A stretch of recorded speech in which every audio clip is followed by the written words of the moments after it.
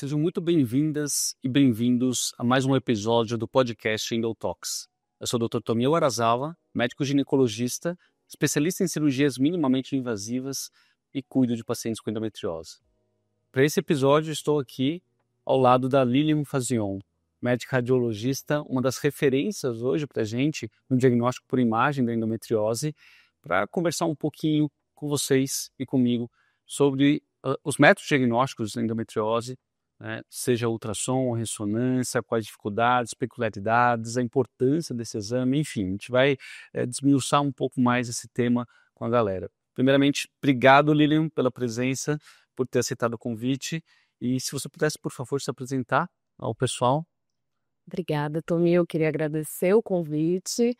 Fico muito feliz de vir aqui para falar um pouquinho mais sobre o diagnóstico dessa doença que é tão desafiadora e tão frequente, né, na nossa rotina e que cuida das pacientes com dor pélvica. Eu sou médica radiologista, especialista no diagnóstico por imagem da pelve feminina, tanto ressonância magnética como ultrassonografia.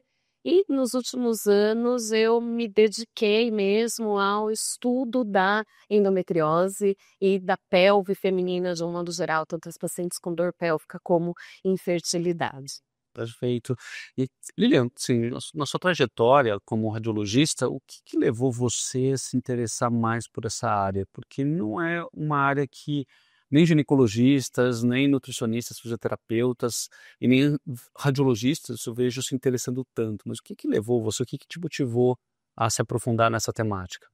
Eu fiz radiologia, então, que é uma residência médica, uma especialidade da medicina, e nisso eu me especializei na imagem do abdômen.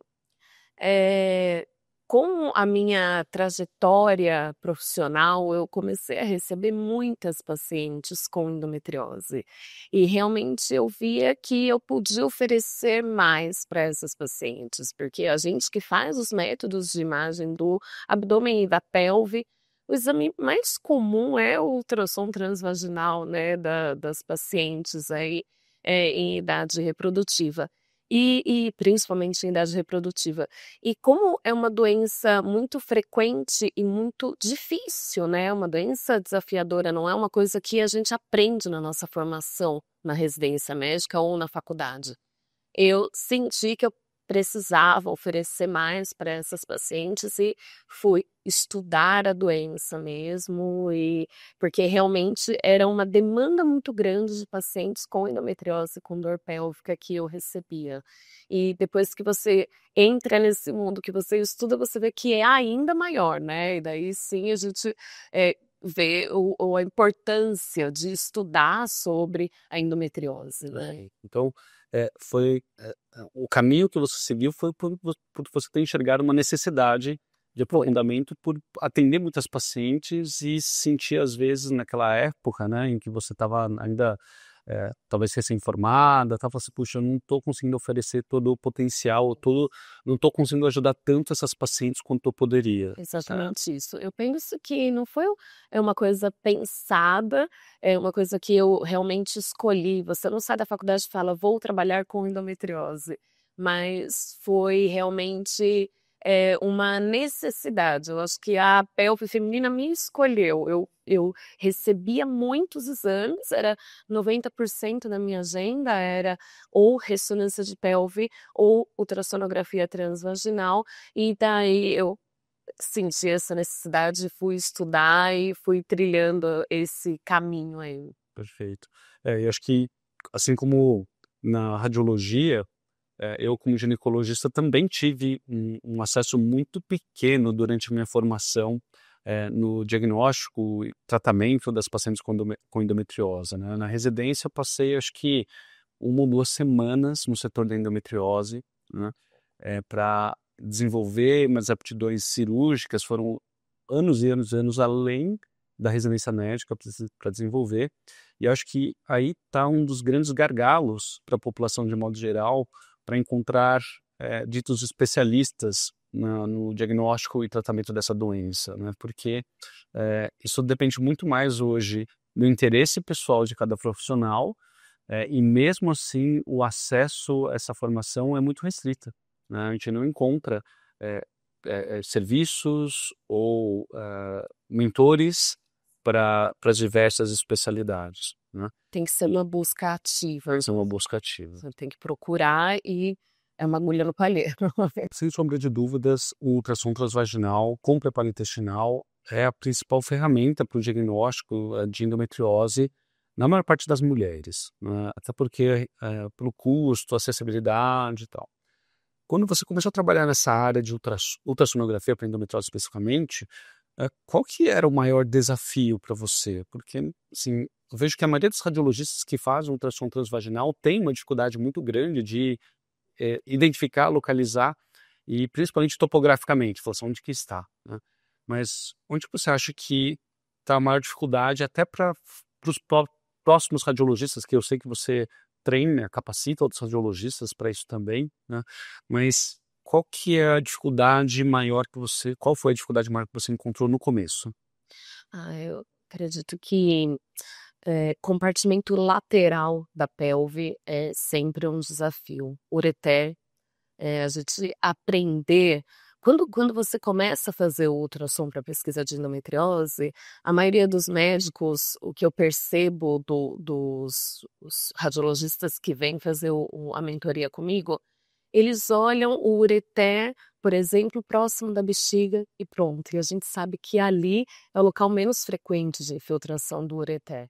Você aprender a acompanhar o ureter inteiro, principalmente ali próximo do ovário, da fossa ovárica, aprender a ver aquele peristaltismo normal do ureter, isso é uma dificuldade, é um passo aí a mais para a gente que está aprendendo, que está na curva de aprendizado da endometriose, e cúpula diafragmática. Acho que são duas coisas que eu percebo que é um pouquinho mais lento, o aprendizado é mais desafiador. Claro que tem a limitação do método, a cúpula diafragmática não é tão boa para ser avaliada por ultrassom, a ressonância é superior, mas a gente consegue fazer esse diagnóstico. Mas realmente são lesões que a gente demora um pouquinho mais para conseguir avaliar de forma mais específica, né?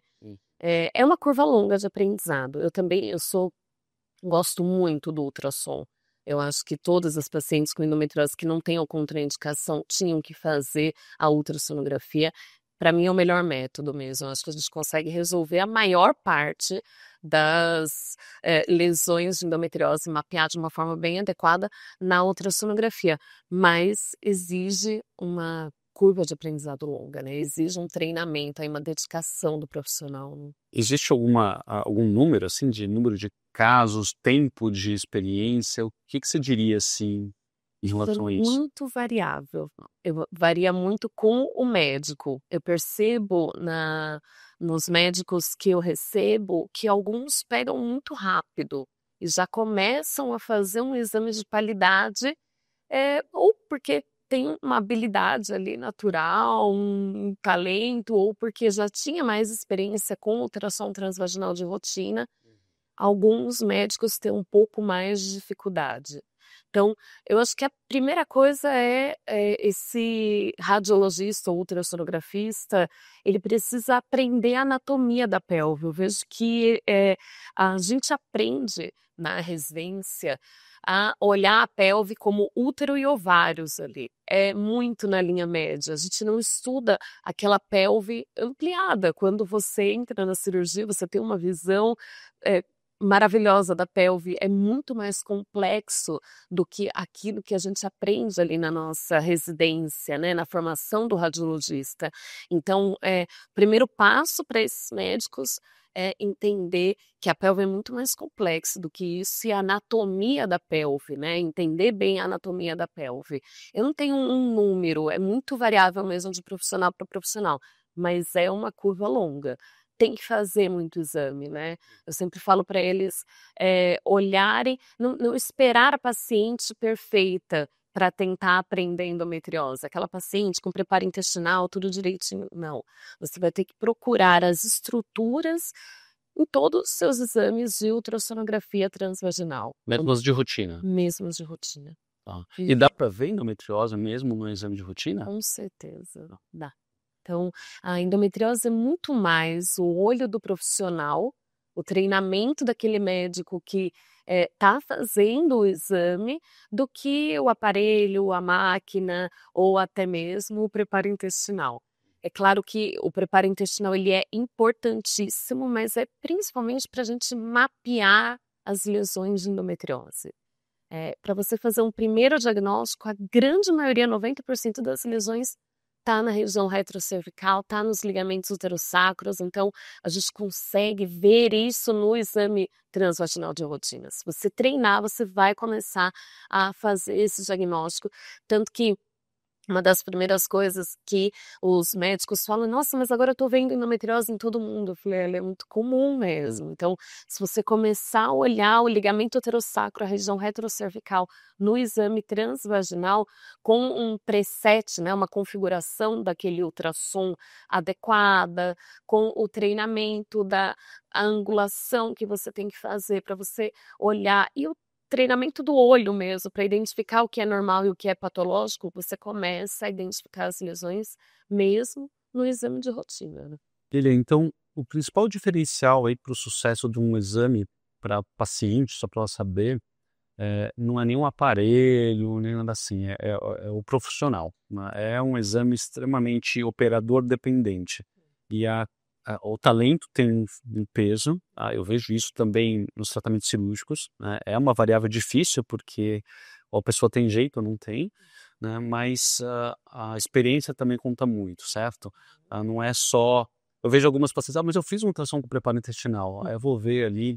Até a estrutura do laudo já me fala que o colega talvez não tenha tanta experiência ou tanta formação nessa área, né? E, e qual que seria, então, Lilian, a diferença, só para os pacientes entenderem, entre o ultrassom transvaginal simples de rotina e o ultrassom transvaginal com preparo intestinal para o mapeamento das lesões de endometriose? Sim. Então, o ultrassom de rotina, a gente avalia basicamente útero, colo do útero, corpo do útero, endométrio, procurar mioma, pólipos endometriais, até mesmo adenomiose, alterações uterinas, né, ovários, eh, na região anexial, basicamente isso.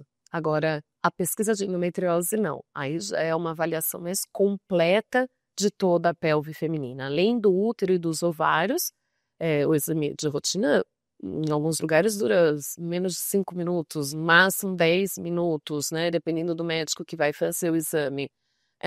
O ultrassom com preparo intestinal para pesquisa de endometriose, a gente já vai incluir a avaliação do peritônio, dos ligamentos uterinos, ovarianos, das tubas uterinas, do intestino reto, sigmoide, da bexiga, dos ureteres, da fossa ilíaca direita. Então, a gente vai realmente mapear toda a pelve. Eu vou olhar os recessos, os espaços. Então, a gente realmente amplia a nossa visão da pelve. Você sai ali da linha média, útero e ovário, você vai realmente olhar toda a pelve feminina, a parte lateral, os espaços pararetais, que é uma coisa que a gente não aprende e não faz de rotina, né? Por isso que realmente exige um treinamento diferente do profissional que vai fazer esse exame, né? 5 minutos, em média, de um ultrassom simples de rotina versus quanto tempo um ultrassom transvaginal com preparo para mapeamento para endometriose dura em média?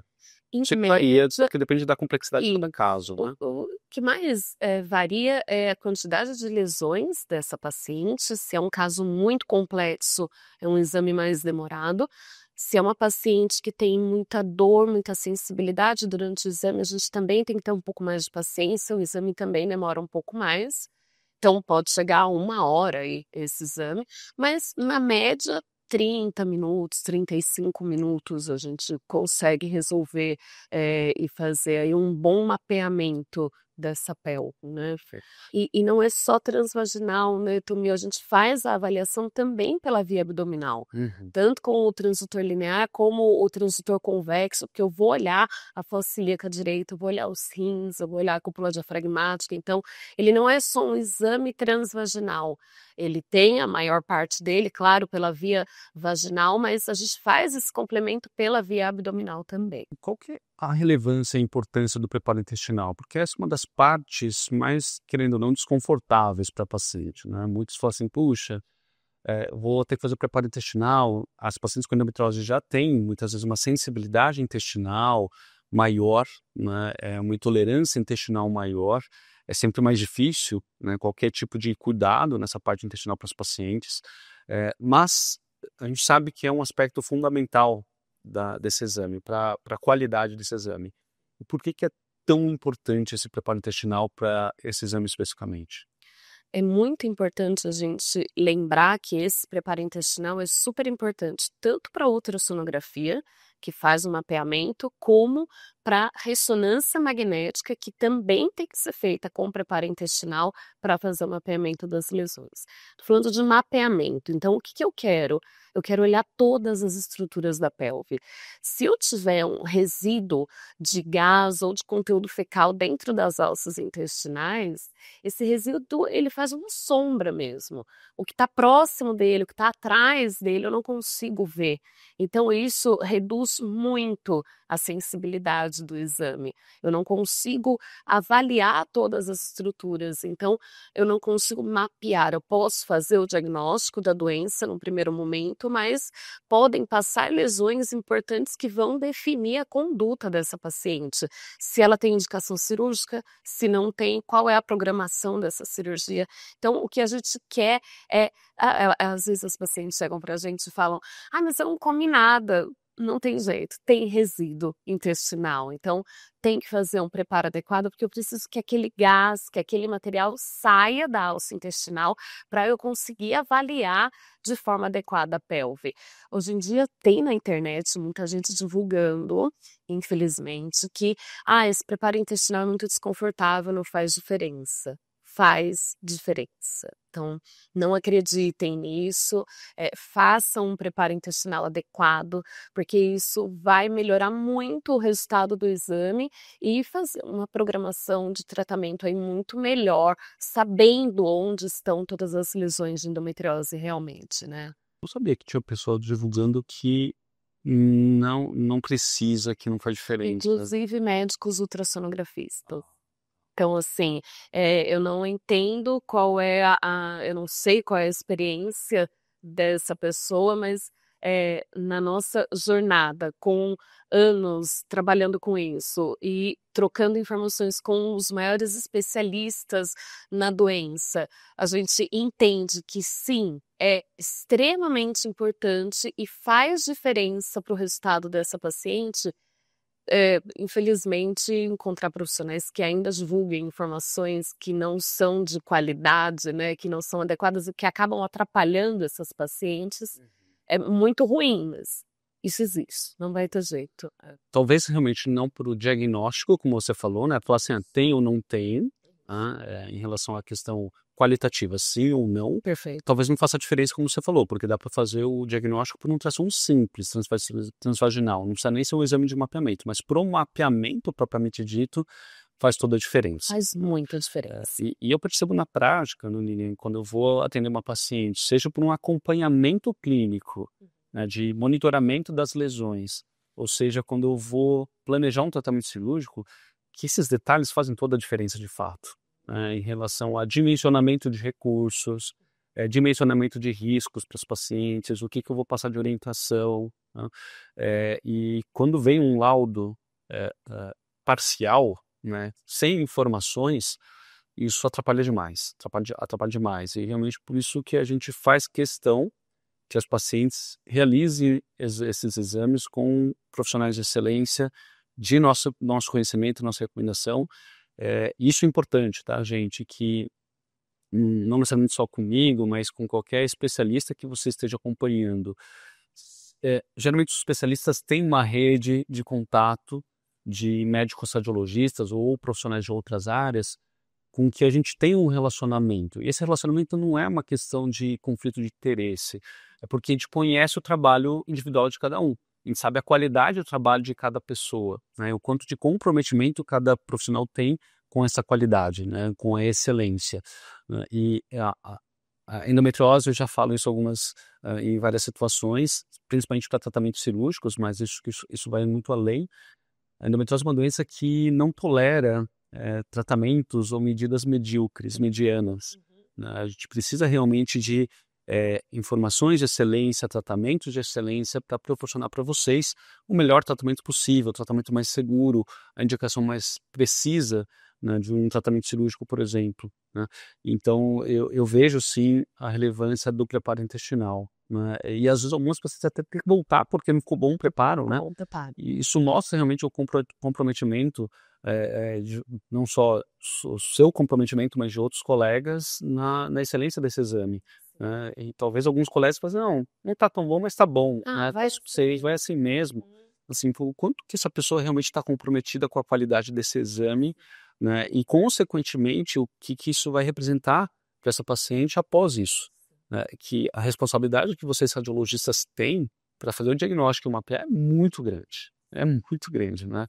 Como você falou, basicamente define a conduta, né? Se tem doença no apêndice, puxa, Sim. isso define a conduta. Se tem doença no ilho, define a conduta. Se tem doença no ureter, define a conduta, né? E isso pode trazer uma repercussão muito grave para a saúde ou para a vida de uma paciente, né? Então, eu fiquei surpreso, confesso, porque eu não estava sabendo, não ouvi falar sobre isso de colegas que não prezam por essa excelência, né? Mas eu entendo, então, que existe essa diferença. O diagnóstico é uma coisa, o mapeamento é outra, Perfeito. né? Tanto que o diagnóstico, teve uma publicação recente da própria doutora Luciana Chamier, né, em coparticipação com a doutora Luciana Chamier, de trazer um novo protocolo para o exame de rotina, que é excelente, né? É maravilhoso. Eu recomendo que todos os médicos que façam ultrassonografia, não precisa ser especializado na pelve feminina, na verdade, o intuito desse consenso para os médicos que fazem ultrassom de rotina. O que é esse consenso que foi publicado agora, né? A ideia é você rastrear mesmo a endometriose na ultrassonografia transvaginal de rotina, porque dá para fazer esse diagnóstico, a gente consegue fazer esse diagnóstico e o médico que faz ultrassom de rotina, ele tem que saber identificar as alterações que podem ser endometriose. Então, o útero, ele tá virado para trás de uma forma fixa, você precisa, eu não sei ver a lesão, tudo bem, mas você precisa falar que tem uma retroflexão fixa do útero e classificar ali dentro desse consenso que essa paciente provavelmente precise fazer uma avaliação com um especialista, um exame direcionado para a pesquisa de endometriose. Não dá mais para o médico que faz rotina identificar apenas quando tiver endometrioma ovariano, porque isso é uma porcentagem muito pequena das pacientes com endometriose que vai ter o endometrioma ovariano, que é o cisto de endometriose do ovário, que é realmente a forma mais fácil de identificar a endometriose, é a lesão mais fácil de endometriose que dá para identificar no exame de rotina. Não, a gente precisa entender que quando o ovário ele está colado atrás do útero, o beijo dos ovários, isso não é normal, isso é patológico, mesmo que ele não esteja vendo a doença, ele tem que falar que pode ter endometriose.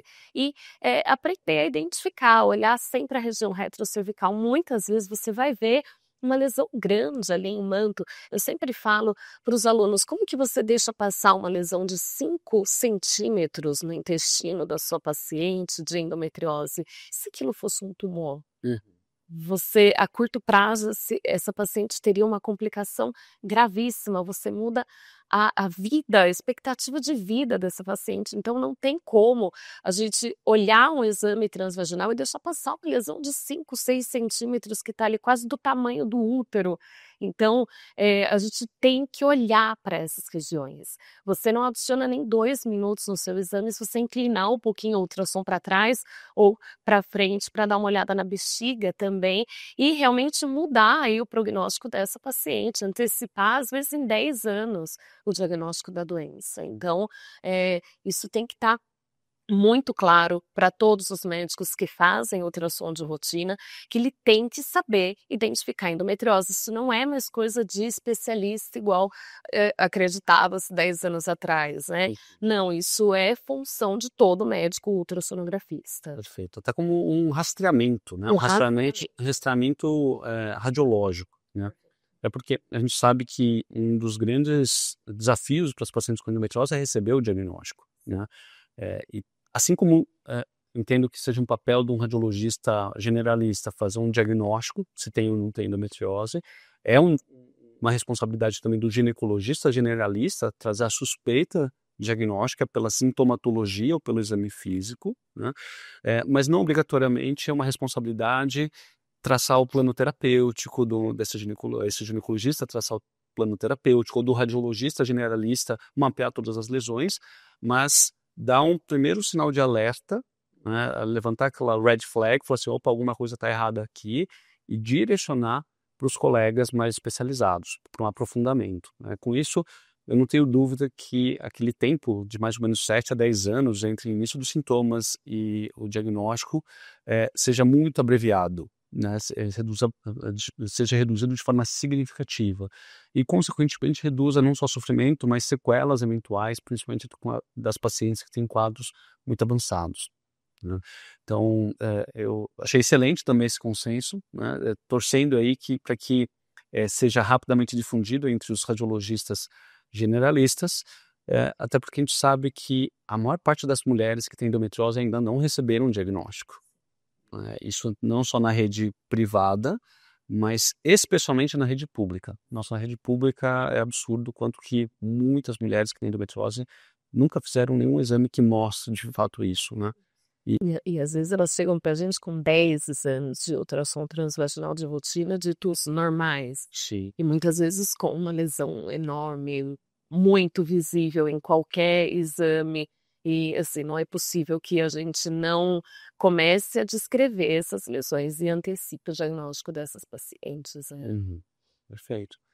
E, Lilian, e a ressonância magnética?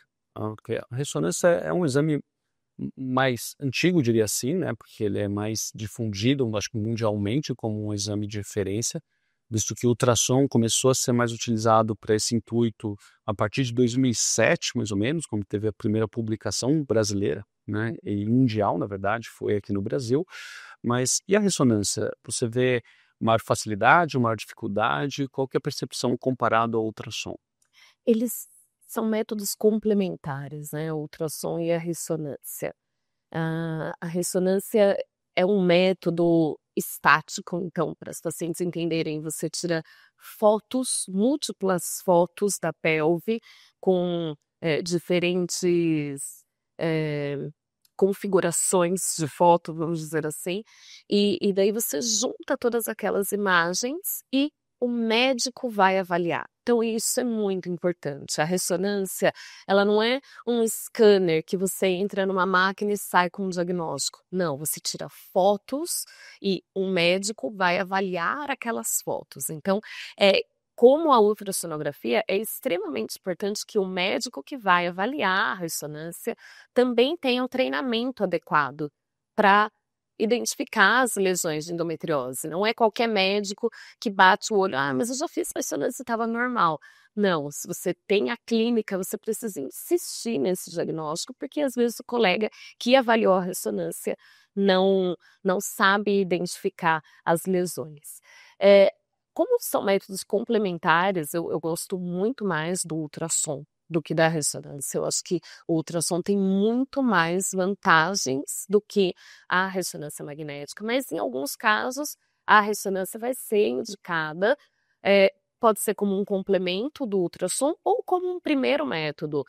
No caso da paciente que não pode fazer ultrassom transvaginal, paciente virgem, por exemplo, as adolescentes, é o método de escolha para as adolescentes, a ressonância magnética, também com preparo intestinal e avaliada por um médico especialista na doença. Não dá para fazer ultrassom para pesquisa de endometriose pela via abdominal, é ou ultrassom endovaginal ou a ressonância magnética.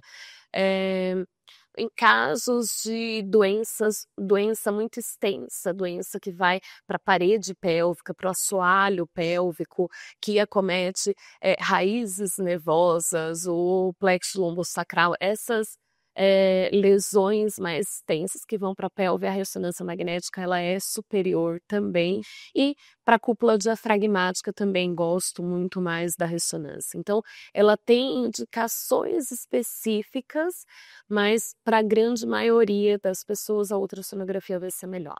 Agora, se você mora num lugar que não tem um especialista que faça ultrassonografia, é melhor fazer a ressonância, então, porque um ultrassom transvaginal para pesquisa de endometriose mal feito, ele realmente pode ser inferior à ressonância magnética. Então, a ressonância vai ter aí as suas vantagens, mas o ultrassom está na frente, com certeza. Eu particularmente também só peço a ressonância em casos bastante específicos. A primeira escolha é sempre ultrassom, salvo alguma contraindicação, como já citou, paciente virgem, ou paciente com muita sensibilidade ali, com vaginismo, que não consegue de jeito nenhum fazer o ultrassom, aí eu peço a ressonância. Né? E acho que eu complementaria só a questão da região dos pacientes, né? Porque às vezes não tem realmente ultrassonografista, tem a ressonância, mas a ressonância também é ruim, Também. porque não tem radiologista que veja ressonância. Aí o melhor exame é sair da região e ir para uma região que tenha um especialista, seja em ultrassom ou ressonância, para fazer um bom exame. Né? Porque sem isso, o diagnóstico, o tratamento fica travado. A gente não consegue progredir no cuidado dessa paciente ou mesmo no acompanhamento. E uma coisa que eu falo sempre para as minhas pacientes, que é importantíssimo elas entenderem, Lilian, que não basta só fazer um bom exame naquele momento e depois fazer exames muito variados, porque senão a gente perde o parâmetro de comparação, né? Em relação ao tamanho da lesão, profundidade. E eu sinto muita falta disso. Às vezes só de bater o olho no laudo, eu já sei se o colega radiologista realmente tem uma boa experiência ou não, né? Então, ter um exame de excelência realmente faz muita diferença na nossa prática, né? Então, gente, é importante conversar com um médico que está acompanhando você, o ginecologista principalmente, para pedir referência para esses radiologistas especializados, porque nós sabemos, tá? A gente sabe pelo trabalho dos nossos colegas qual a qualidade, qual o empenho que cada um coloca, qual a correlação de fato radiológica no que o exame fala que tem com a cirurgia que a gente encontra. Ter essa correlação validada é super importante para não só o aprendizado do radiologista, né, mas também para a gente saber em quem realmente a gente vai poder confiar. Tá? E por isso que eu conto nos dedos os colegas que eu referencio e confio, e você, Lilian, está certamente entre os top 5 aí dos radiologistas de confiança aqui em São Paulo e eu diria realmente no Brasil hoje. Né? E Lilian, em relação aos exames, há um grande desafio, na minha opinião, é a avaliação pós-operatória, né? Porque já é desafiador antes de ser mexido. Agora, quando a paciente já foi mexida, já foi operada, que a gente não sabe necessariamente como foi operada, né? Muitos colegas não documentam de forma adequada a cirurgia, A grande maioria. não proporcionam essa documentação para as pacientes. A gente sempre fica muito na dúvida, puxa, sintomas persistem, será que tem doença, será que não tem? E para vocês radiologistas, como que é atender e acompanhar e avaliar essas pacientes no pós-operatório? Muito, muito desafiador. É muito difícil, porque o radiologista, a primeira coisa que a gente estuda é a anatomia e o padrão de normalidade. A partir do momento que você sabe identificar o padrão normal de imagem daquela estrutura com as suas variações anatômicas, você vai aprender a identificar a doença. Chegamos a esse ponto, ótimo, que já é difícil. Quando você pega uma paciente no pós-operatório, você perdeu todo aquele parâmetro anatômico, tudo aquilo que você tem de referência para identificar o que é normal e o que é patológico, você perdeu. Então, exige um novo treinamento. Por isso que a relação entre o radiologista e o cirurgião é tão importante. Eu aprendi muito na minha curva de aprendizado com radiologistas especialistas na doença, fazendo muito exame, mas principalmente conversando com os cirurgiões e assistindo às cirurgias, né. Então, o radiologista ter essa relação com o cirurgião vai ajudar muito, tanto para você fazer um primeiro exame de mapeamento bom, o que que o médico precisa saber? Qual é o desafio dele ali no intraoperatório? Então, vocês falam pra gente: "Eu preciso de tal informação", e daí você vai adicionando isso na sua avaliação e no seu exame. Aí, vamos para a avaliação pós-operatória. Dependendo de quem operou aquela paciente, eu já estou acostumada a ver aquele pós-operatório, eu já sei como aquele médico trabalha, então eu já imagino mais ou menos o que eu vou encontrar no exame daquela paciente. Você vai se habituando com aquele padrão de imagem. Agora, um médico que, assim como vocês percebem ali no relatório, né, quando o radiologista não está habituado a trabalhar com a doença, nós também percebemos isso. Então, às vezes, vem aquela paciente a um pós-operatório, mas você olha e fala: "Parece que não mexeu, não tirou nada", ou a gente percebe que tirou de forma superficial. Dá para ver que, aquela pelve está mexida, mas não fez uma peritonectomia total, por exemplo, o ligamento uterosacro ainda está lá.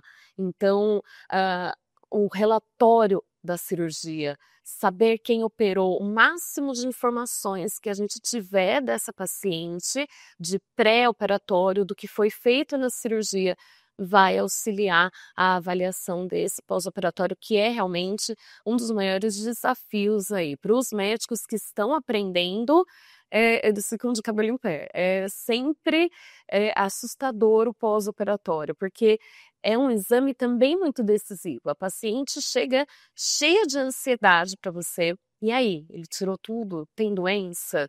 Eu ainda tenho dor, pode ser por outro motivo, ou ficou alguma coisa, eu vou ter que operar de novo ou não.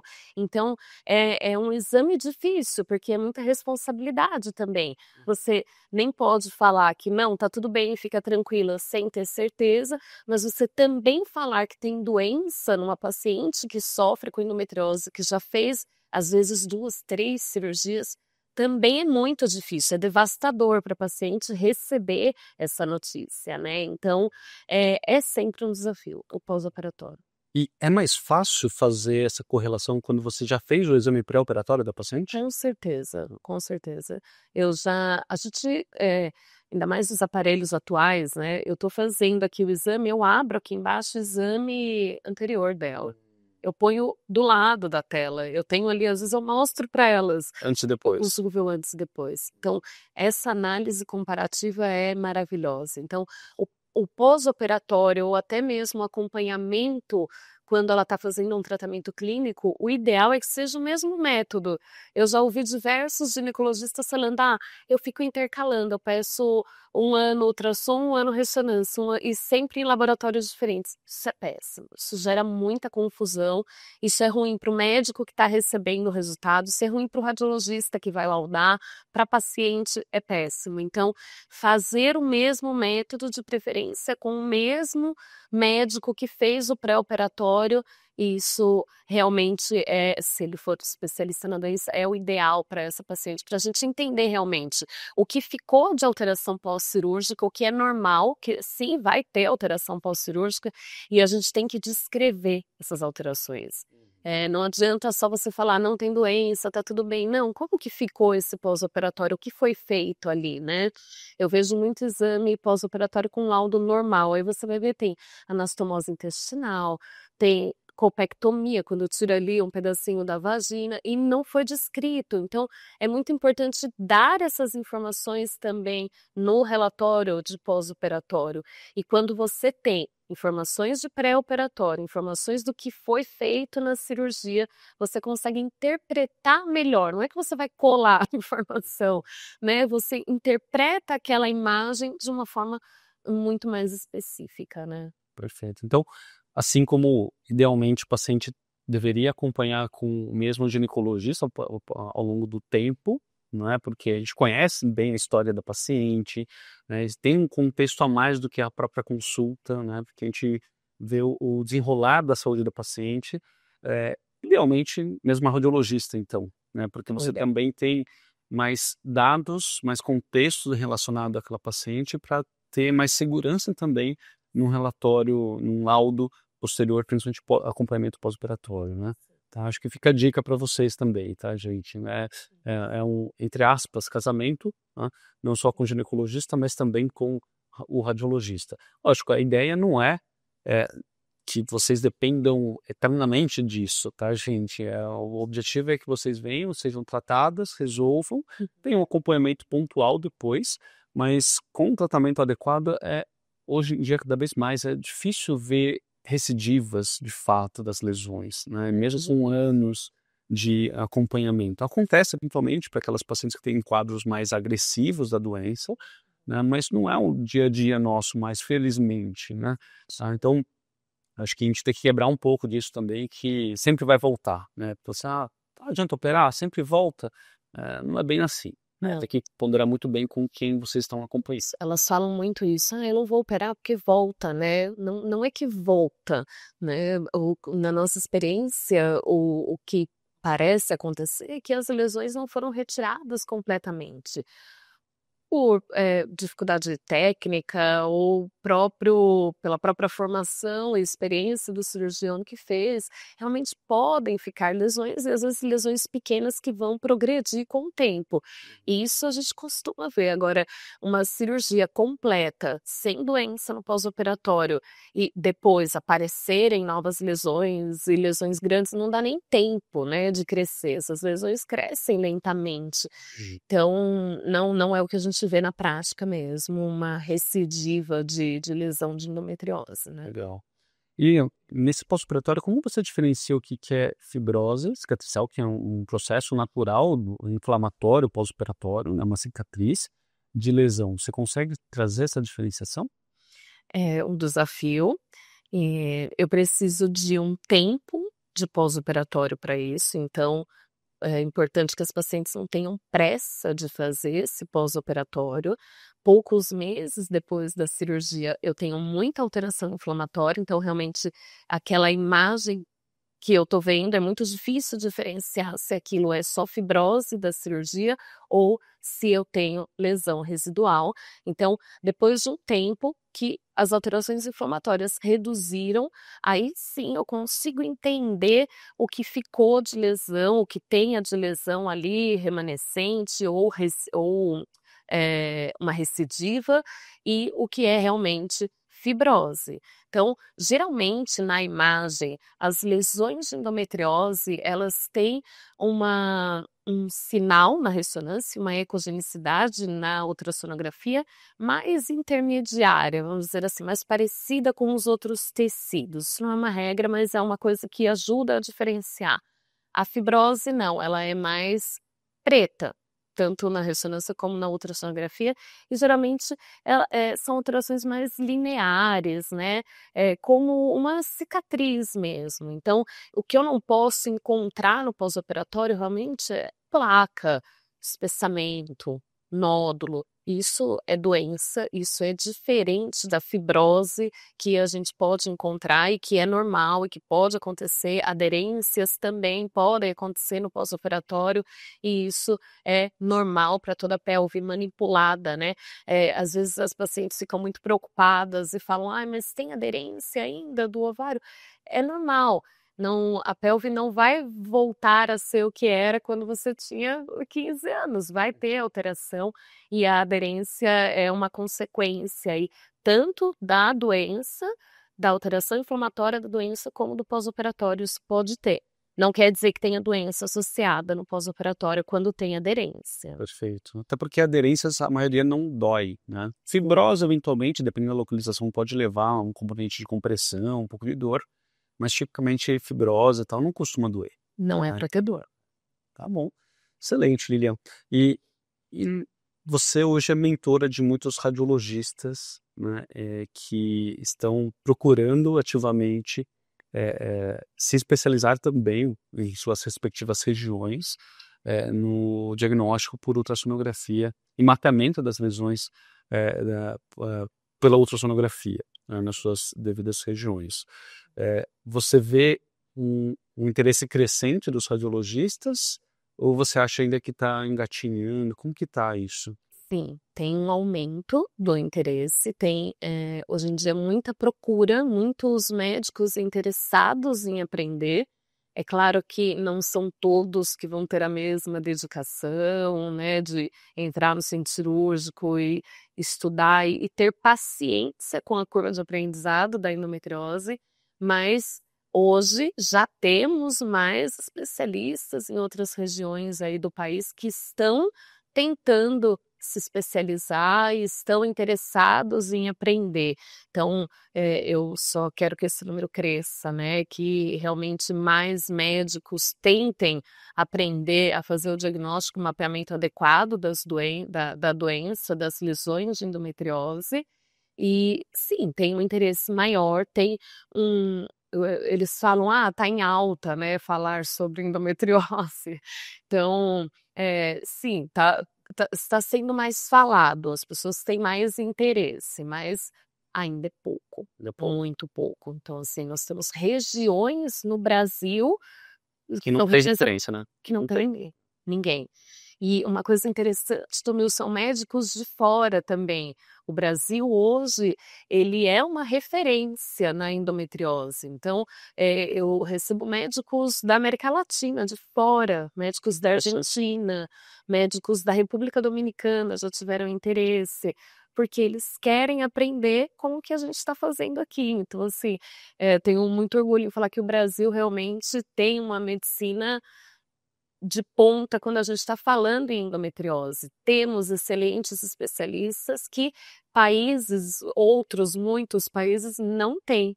Então, que realmente venham cada vez mais médicos de diferentes lugares aí do mundo para aprender o que a gente está fazendo aqui hoje e realmente fazer diferença na vida dessas mulheres, né? Certamente, certamente. E não tenho dúvida que a radiologia está tendo um papel fundamental na mudança da história de milhares dessas mulheres que sofrem com endometriose, né? Era uma coisa antes de um bom exame de imagem, com ultrassom, ressonância, tanto que anteriormente o padrão ouro de diagnóstico era uma laparoscopia. A gente tinha que operar o paciente para ter o diagnóstico. Eu aprendi isso na residência. E ainda se fala disso, né? Que o padrão ouro diagnóstico é uma laparoscopia e hoje não mais, né? Então, torço muito para que você consiga transferir, pelo menos parte, né? Porque a gente sabe é difícil transferir todo o nosso conhecimento, porque não é só o técnico, né? Eu vejo um grande diferencial seu, Lilian, em relação talvez a maioria dos colegas, que essas pacientes elas chegam realmente muito sensibilizadas. E todas te elogiam muito em relação à sua paciência, o cuidado, né? É um exame extremamente desconfortável, numa situação de vulnerabilidade da paciente, né? Afinal de contas, é uma avaliação da região genital, principalmente, né? Tem o preparo intestinal, ou seja, querendo ou não, é uma situação muito desconfortável para a paciente, né? Fico feliz com o seu retorno, porque esse é o intuito mesmo, essa é a ideia, é acolher essas pacientes. Então, às vezes que eu já recebi alunos na clínica, eles falam, eu não aprendi só sobre o exame, eu aprendi como manejar essas pacientes. A gente tem que ter paciência, uma paciente que tem dor, que está sofrendo, que está cansada, que já fez exames durante 7, 8 anos e não tem um diagnóstico, não tem um tratamento adequado. Então, é importantíssimo para o médico radiologista entender que no momento que a paciente está lá na frente dele, ela é a paciente dele. Não trate ela como mais um exame. Infelizmente, a gente ainda vê isso, né? Muitos radiologistas muito técnicos ainda. Não, você tem que acolher, você tem que ouvir. A ultrassonografia é um exame dinâmico. Então, pergunta. Se está desconfortável, avisa o que você vai fazer. Conversa antes sobre o preparo intestinal. Tenha uma orientação bem clara. Não deixe aquela paciente insegura, com dúvidas. Realmente, acabou o exame? Conversa com ela, elas ficam surpresas quando a gente já dá na hora ali um parecer e fala a nossa percepção. É muito importante o radiologista falar, olha, realmente você tem indicação de cirurgia. A gente está dando uma opinião totalmente sem nenhum conflito de interesse. É realmente uma opinião técnica. Eu não vou ganhar absolutamente nada com isso. Então, isso deixa a paciente muito segura. É muito diferente de ouvir de outros profissionais, tem que operar e pronto. Não, quando você está ali, você viu, a lesão e você fala para a paciente, realmente a sua indicação é essa, isso traz uma tranquilidade para ela. Então, a gente tem que tirar um pouco esse estigma do radiologista que fica só atrás do computador ali e realmente ser um médico daquela paciente, investigar os sintomas daquela paciente, né. Acho que isso vai é um pouco diferente do que muitos radiologistas buscam de fato, né, de ficar Sim. trancado numa sala escura, na frente do computador, tomando café, né, sem o contato com a paciente, né, e para endometriose é exatamente o contrário, né, é realmente enaltecer essa relação médico-paciente, mesmo entre radiologista e paciente, né. Sim. E um outro grande diferencial que eu vejo que me ajuda muito, tá, e traz muita clareza para as pacientes, são aqueles diagramas que vocês fazem, né, que, eu falo que é um retrato falado, né, eu bato o olho no laudo, no diagrama, primeiro eu bato o olho no diagrama, para assim, eu já sei o que eu vou encontrar, depois eu vejo a descrição, detalhada ali no relatório, né. Eh sim, eu imagino que não deva ser tão fácil fazer isso, porque você vai transferir uma imagem 2D que você está vendo, também é um desenho 2D, mas com essa percepção 3D, né. Isso. Isso é uma coisa que é treinável, você consegue passar adiante para os radiologistas, ou é uma coisa muito sua ou dos colegas que fazem isso há mais tempo? Eu acredito que é treinável. Não, é claro que, cada um vai ter a sua habilidade ali, né, e a sua paciência para desenvolver esse tipo de diferencial mesmo para esse exame. Mas é treinável. Então, assim, nos cursos que eu faço ou mesmo nas mentorias na clínica, uma das coisas que a gente faz é esse treinamento. Então, eu fiz o exame, fiz o relatório, agora eu quero que vocês façam o desenho, porque, não é simples para o radiologista, a gente tem que inverter a imagem, né. O desenho a gente faz pensando no que você vai encontrar ali na visão laparoscópica, no intraoperatório. E isso é o contrário do que eu estou vendo ali no ultrassom. Então, não é simples você trazer para um papel, um desenho, o que foi visto na imagem de ultrassonografia, mas é uma coisa que dá para treinar sim. E por isso também a importância de conhecer a cirurgia, de assistir cirurgia, entender a visão laparoscópica para você conseguir trazer esse diferencial. O diagrama ilustrativo é muito legal, eu acho importantíssimo para quem faz endometriose, porque a endometriose ela é uma doença meio abstrata para alguns médicos e para a própria paciente. Principalmente. Elas Tem gente que entendem nunca viu o que é endometriose, né. isso. Mas o que é mas o que que é? É um sangue, é um tecido, então a gente colocar isso num desenho, a paciente olha, aí ela consegue ter uma percepção um pouquinho melhor ali do que é normal e do que é patológico quando a gente desenha. É pouca doença, é muita, elas conseguem entender um pouco mais. Então, é uma outra forma de linguagem, né, é uma forma para a gente conseguir, para a gente tentar, né, realmente falar o que a gente viu ali, né. Perfeito, perfeito. Bom, gente, Lilian, estamos encerrando aqui nossa conversa de hoje, tá. Queria agradecer demais a sua presença aqui, compartilhando não só a sua experiência, mas também todo o seu conhecimento relacionado ao diagnóstico por imagem da endometriose. Se vocês gostaram, têm mais dúvidas, deixa aqui no comentário, né, se inscreva no canal também, compartilhe esse episódio com outras pessoas, não só pacientes, mas também médicos, né, médicas, radiologistas que têm um interesse em se especializar nessa área, que a doutora Lilian hoje tem essa mentoria, tá? Se puder falar um pouquinho até para as pessoas conhecerem. É um programa bem legal, eu gosto muito, eu desenvolvi esse programa de mentoria, tentando trazer mais ou menos a forma com que eu aprendi a endometriose, acompanhando especialistas e, fazendo exames. Então, eu recebo pacientes médicos, radiologistas e ultrassonografistas na clínica, eles têm aulas teóricas com os principais conceitos da endometriose antes de vir para São Paulo. Depois a gente faz uma mentoria mesmo, um acompanhamento da minha rotina dentro da clínica, para justamente entender todos esses desafios que a gente conversou aqui sobre a doença. Tem coisas que a gente só aprende em prática, não está escrito em nenhum livro, em nenhum artigo, né? E o hands-on, fazer o exame, porque às vezes ele vai tentar imitar o que eu estava fazendo ali, mas ele não entende que ele tem que comprimir menos o transitor, virar. Então, é realmente uma forma de tentar é um propósito, né, Tomil, de ajudar mais pacientes. Eu quero levar para outras regiões do Brasil e de outros países o que a gente está fazendo aqui. E tentar realmente replicar isso, que está ajudando tantas pacientes, e a gente não vai ter braço para acompanhar todas essas pacientes.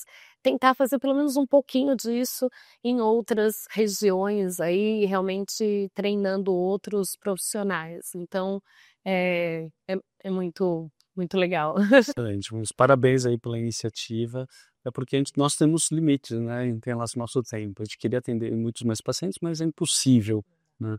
E a única forma que a gente tem como fazer isso é replicar nosso conhecimento para outros colegas, né? Então, de novo, Lilian, queria agradecer sua presença, tá? A parceria, parabenizar pela excelência do seu trabalho, pela competência que você tem também em acolher essas pacientes e que seja ainda uma parceria de muito, muito tempo aí. Obrigada, Tom. Eu queria agradecer o espaço, a oportunidade de vir aqui, de conversar. É excelente, é sempre muito bom a troca que a gente tem. É muito enriquecedor, eu sempre aprendo muito com você e com toda a equipe, e realmente essa troca entre as diferentes especialidades só auxiliam essas pacientes, né? Elas só têm a ganhar mesmo. Então, eu fico muito feliz com o convite também, que seja aí uma parceria de muitos anos, que a gente consiga ajudar ainda mais pacientes. Bom, pessoal, ficamos por aqui e nos vemos no próximo episódio. Um grande abraço.